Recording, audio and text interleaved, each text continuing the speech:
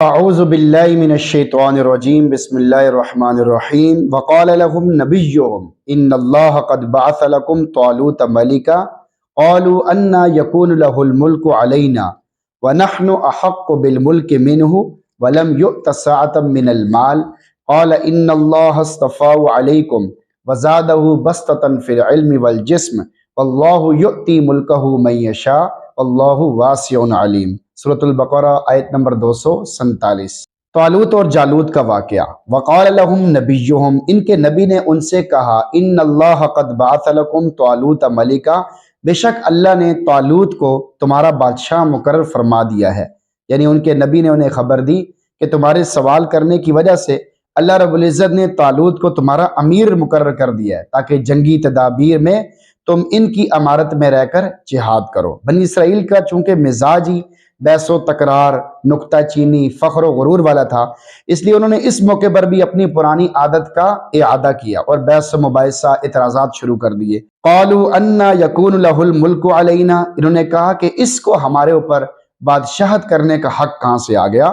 ونحن احق بالملک منہ، اس سے تو ہم ہی بادشاہی کے زیادہ مستحق ہیں۔ ولم یؤت سعة من المال، اس کو تو مالی وسعت بھی حاصل نہیں ہے، جبکہ اس کے مقابلے میں ہمارے پاس مال و دولت کی کثرت ہے، نسلی اعتبار سے بھی ہم اس سے اوپر ہیں۔ ہر زمانے میں مال و دولت والے لوگوں کو شعوری یا غیر شعوری طور پر یہی گھمنڈ ہوتا ہے کہ ہم مال پیسے والے ہیں، اس لیے ہم ہی تمام عہدوں کے حقدار ہیں، حتیٰ کہ اپنی غلط فہمی سے یہ بھی سمجھ لیتے ہیں کہ ہم بڑے خوش قسمت ہیں اور مرنے کے بعد جنت کے بھی حقدار ہم ہی ہوں گے کیونکہ ہمیں بہت زیادہ مال و دولت ملی ہوئی ہے۔ حالانکہ اصل حقیقت یہ ہے کہ مال و دولت بہت بڑی آزمائش ہے۔ اللہ تعالیٰ خود فرماتے ہیں اَيَحْسَبُونَ أَنَّمَا نُمِدُّهُمْ بِهِ مِن مَالٍ وَبَنِينَ نُسَارِعُ لَهُمْ فِي الْخَيْرَاتِ بَل لَا يَشْعُرُونَ، کہ یہ لوگ سمجھتے ہیں کہ ہم نے ان کو مال اور بیٹے دیے ہیں تو ہم ان کے ساتھ بھلائی میں جلدی کر رہے ہیں، بلکہ یہ ہمارے پکڑنے کا طریقہ ہے کہ انہیں شعور اور سمجھ نہیں ہے، اس بات کو سمجھ نہیں رہے کہ ہم تو ان کو پکڑنے کے لیے ایسا کر رہے ہیں۔ حضرت شمویل علیہ السلام نے ان کے اعتراضات کے جواب میں 4 باتیں کی۔ نمبر 1، پہلی بات، قال ان اللہ اصطفاه علیکم، نبی نے کہا بے شک اللہ نے اسے تم پر چن لیا ہے، اور اللہ تعالیٰ انتخاب کی مصلحتوں کو اچھی طرح جانتا ہے، لہٰذا اللہ کے انتخاب پر اعتراض کی بجائے اسے ماننا ضروری ہے۔ دوسری بات، وزادہ بسطۃ فی العلم والجسم، اسے علم اور جسم میں تم سے زیادہ وسعت دی ہے۔ ملک کے معاملات انہی 2 چیزوں کی بنیاد پر صحیح طور پر انجام پاتے ہیں، کیونکہ جب وہ عقل و فہم میں کامل ہو، صحیح رائے کے مطابق احکام نافذ کرنے کی بھی طاقت رکھتا ہو، تو اسے درجہ کمال حاصل ہو جاتا ہے۔ اگر ان دونوں میں سے کوئی ایک بھی نہ ہو تو نظام میں خلل آ جائے گا۔ اگر وہ جسمانی طور پر طاقتور ہو لیکن پورا عقل مند نہ ہو تو ملک میں غیر شرعی سختی ہوگی اور طاقت کا استعمال حکمت کے مطابق نہیں ہوگا۔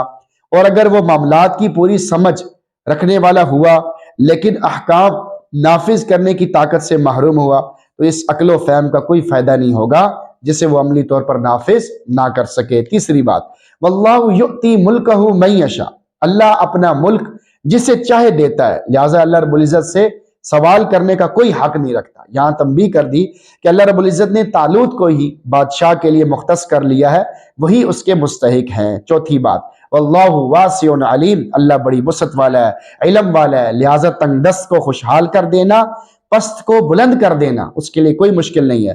اللہ رب العزت علیم بھی ہے، وہ جانتا ہے کس میں امیر بننے کی صلاحیت ہے، بادشاہ بننے کی صلاحیت ہے اور کس میں نہیں ہے۔ وہ یہ بھی جانتا ہے کس کو مالی وسعت دینی ہے اور کب دینی ہے۔ اس سے انہیں تنبیہ کر دی گئی کہ اگر بادشاہ کو مال کی ضرورت ہوگی تو اللہ تعالیٰ اسے وہ بھی عطا فرما دیں گے۔ جب حضرت شمویل علیہ السلام کی مدلل یعنی دلائل والی گفتگو سے بنی اسرائیل کے وسوسے دور ہو گئے اور وہ سمجھ گئے کہ واقعی طالوت ہی ہماری اس امارت کے مستحق ہیں، پھر حضرت شمویل علیہ السلام نے طالوت کے امیر ہونے کی ایک حصی نشانی بھی بیان فرمائی ہے جو اس کے بعد والی آیت میں ذکر کی جائے گی۔ آیت کا میسج آپ کے نام۔ نمبر 1، امیر کا ہونا ضروری ہے۔ شرعی جہاد کے لیے امام کا ہونا ضروری ہے جس کے ہاتھ پر بیعت کی جائے۔ نمبر 2، امیر المؤمنین کی خصوصیات، مجاہدین کا قائد اور مسلمانوں کا امیر ایسا شخص ہونا چاہیے جسے فنون حرب یعنی جنگ پر عبور حاصل ہو، گرد و پیش یعنی دائیں بائیں کے حالات پر اس کی نظر ہو، وہ دشمنوں کی سازشوں کو سمجھ سکتا ہو، جسمانی طور پر بھی مضبوط اور صحت مند ہو۔ حکیم الامت حضرت تھانوی رحمۃ اللہ علیہ فرماتے ہیں کہ امیر المؤمنین میں 3 خصوصیات کا ہونا ضروری ہے۔ نمبر 1، دیندار ہو، नंबर 2 सियासत से वाकिफ हो। नंबर 3 उसके अंदर अज़म हो, हिम्मत हो। नंबर 3 मर्तबों की तमन्ना नहीं करनी चाहिए, अपने नफ्स को खुश करने के लिए मरातिब की लालच नहीं करनी चाहिए जैसा कि बनी इसराइल ने की थी, इसलिए कि ये फितना है। अगर कोई मनसब आपकी अपनी नफसानी ख्वाहिशात के बगैर आपको मिल जाए तो उस पर अल्लाह रब्बुल इज़्ज़त से मदद और नुसरत की दुआ करनी चाहिए कि इसको अहसन तरीके से निभाने की तौफीक अता फरमाए। नंबर 4 हसद न करें, मुआविन बने। इस आयत से यह भी मालूम हुआ अल्लाह रब्बुल इज़्ज़त जिससे चाहे अपने दीन का काम ले लेते हैं, इसमें मतलूबा सलाहियतें पैदा करके उसे चुन लेते हैं। वो अमीर भी हो सकता है, वो गरीब भी हो सकता है, वो ताजिर भी हो सकता है, जमींदार भी हो सकता है। बस दीन के किसी भी खादिम से हसद हरगिज नहीं करना चाहिए जैसा कि बनी इसराइल ने तालूत के इंतखाब में किया था। बस अल्लाह के दीन के खादिमों का मुआविन बनना चाहिए कि अल्लाह रब्बुल इज़्ज़त ने इसे कबूल फरमाया। आप इखलास के साथ दीन के खादिम की मुआवनत करेंगे, मदद करेंगे तो अल्लाह ताला आपको भी अपने दीन की खिदमत के लिए किसी न किसी शक्ल में कबूल फरमा लेंगे। तो अल्लाह ताला से दुआ, अल्लाह ताला हमें इस आयत के मफ़हूम को अच्छी तरह समझने की तौफीक अता फरमाए और अमल करने की भी तौफीक अता फरमाए और हम सबको कुरान पढ़ने, सुनने, समझने की भी तौफीक नसीब फरमाए। आमीन।